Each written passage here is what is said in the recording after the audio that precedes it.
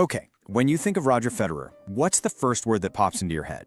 For most people, it's something like grace, right? This almost supernatural ease, like he's moving in slow motion while everyone else is scrambling.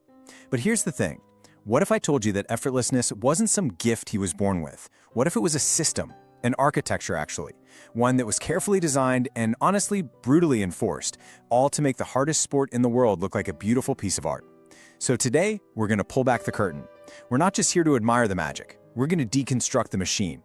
Let's dive into the Federer Framework and really see how he built that effortless excellence.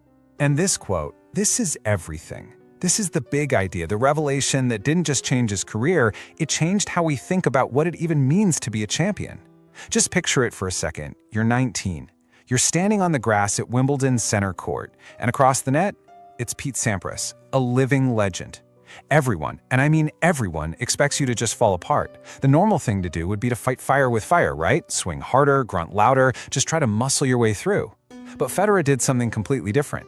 He realized that real power wasn't about adding more force, it was about subtracting all the noise, the friction, the wasted energy, and that's when he decided to weaponize ice, this cold, calm, calculated composure. This was the start of the whole system we're about to break down. Yeah, this right here, this perfectly sums up the civil war that was raging inside him. I mean, look at the left side, the hothead.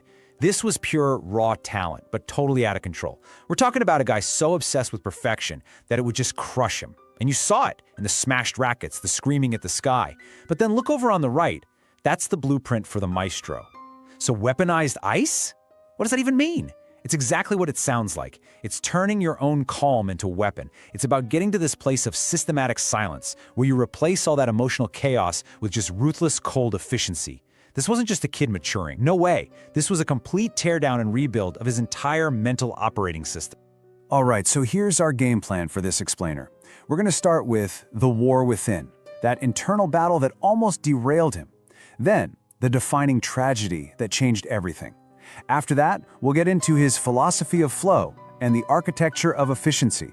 Basically, the nuts and bolts of how he did it. We'll wrap up with the Maestro's legacy, and the best part, how you can use all of this as your code for greatness. Let's get into it. All right, Section 1, the war within.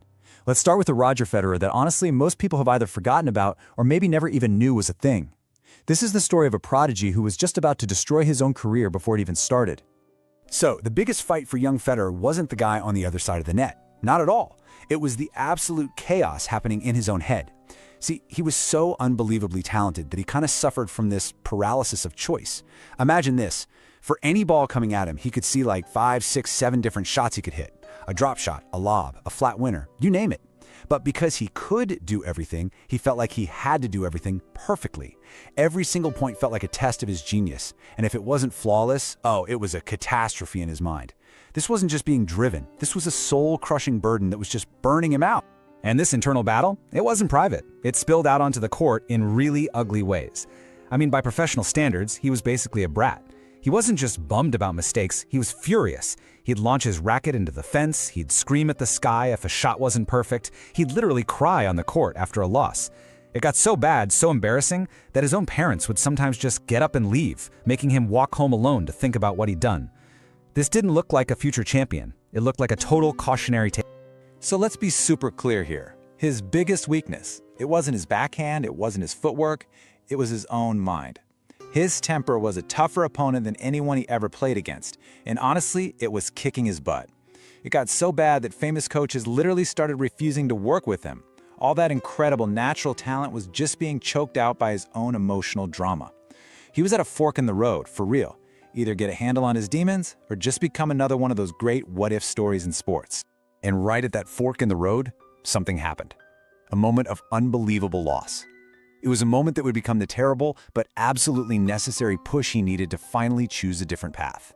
So in 2002, his coach and mentor, Peter Carter, the man who'd known him since he was just 9, who found his talent, built his game, and stuck with him through all the tantrums, he was tragically killed in a car accident. The news didn't just upset Federer, it absolutely shattered him. This was it, the big wake-up call. It was this brutal, shocking reminder of how fragile life is, how fragile talent is. The man who had given him everything was just gone. And Federer had to face the hard truth that he was just throwing that gift away. And you can actually see the transformation on a timeline. The speed is just incredible. Okay, so 2002, the tragedy hits. That's the moment of reckoning. Then, just 1 year later, 2003, boom, he wins his first Wimbledon. You can draw a straight line from one event to the other. But here's the key. Winning wasn't the finish line, it was the starting pistol. Check out 2004. That's when he really starts retooling everything. He's systematically rebuilding his whole mental game. And by 2005 to 2007, the whole framework is in place. The hothead is history, the maestro is here. And that was the big realization, you know? The one that changed everything. He finally got it.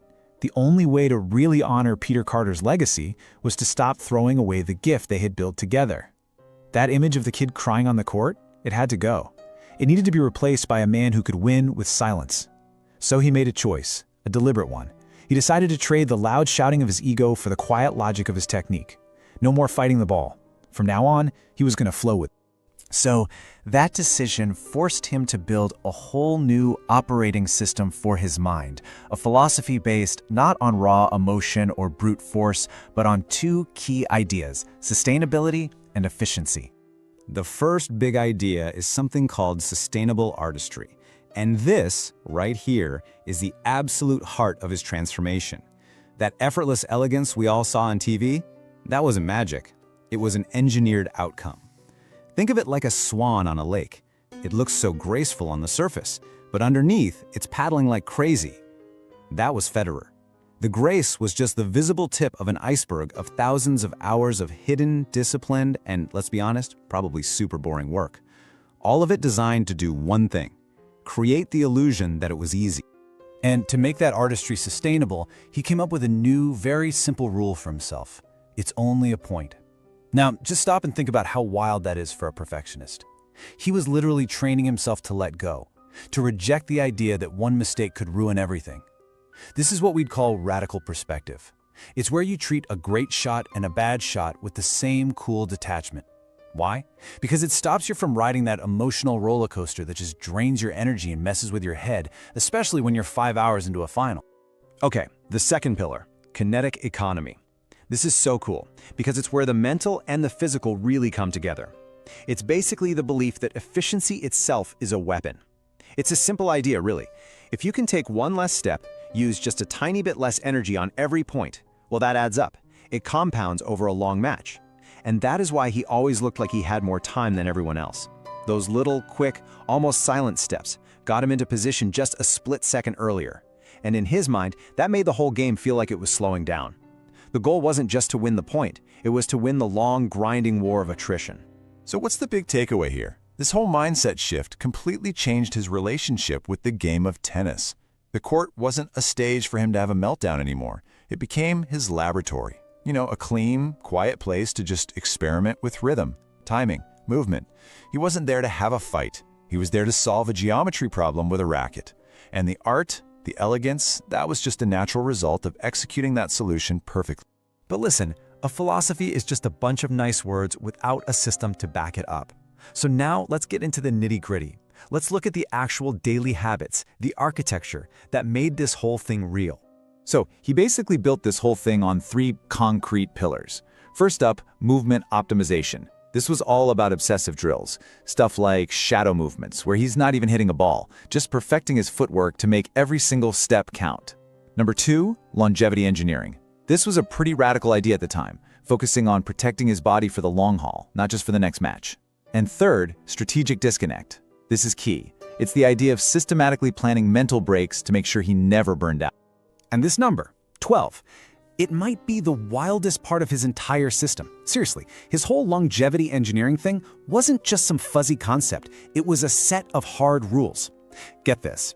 He famously slept 12 hours a day, 10 hours at night plus a 2-hour nap. In a sports world that is obsessed with the grind, with outworking everybody, Federer made the choice to out-recover them. This wasn't him being lazy, it was a strategic weapon. And it's probably the biggest reason he was still at the top of his game deep into his late 30s. And that really shows you how different his whole approach was. The normal culture in sports is the grind, right? More hours, more practice, more pain equals more winning. Federer just threw that playbook in the trash. He was all about quality over quantity. He would famously skip whole tournaments, even big ones like the French Open, just to protect his body and his mind for the long game. So while everyone else was grinding themselves into an early retirement, he was playing chess, saving up his energy and focus for the moments that truly mattered. So, what was the payoff for all this? What did the framework actually achieve? Well, it was nothing short of a complete redefinition of what it means to be a champion. His legacy really is proving that grace and power aren't opposites. He showed everybody that elegance, when you build it on a foundation of pure efficiency, becomes this devastating weapon. I mean, he basically saved the one-handed backhand all by himself, proving that a shot everyone thought was too hard could actually be lethally beautiful. He just shattered the myth that you have to be the strongest guy on the court. He replaced it with a new truth, that quiet, composed, systematic grace can be the most powerful thing of all. And that's where we bring this whole story from his world into yours. Because, look, this framework, it's not really about tennis. It's a roadmap for anyone out there who feels like they're just spinning their wheels, trying way too hard and not getting the results they want. So, I want to leave you with a challenge, a direct one. Take this idea with you today. Find just one area in your life where there's friction. Could be your job, your health, a relationship, wherever you feel like you're constantly straining, just grinding it out. And then ask yourself the big Federer question. How can I make this look effortless through better preparation? How can I build a system that gets rid of all the drama so I can just focus on efficient, elegant execution? Because that really is the final takeaway here. Effortlessness isn't something you're born with. It's a choice. It's the visible result of an invisible system that you build. You don't have to just be a grinder. You can be an artist of your own efficiency. When you finally get a handle on that internal chaos, you stop being a victim of all the noise and you start becoming the conductor of the results. So just remember this. Elegance is not an accident. Elegance is a system. And your efficiency, well, that's the code for your greatness.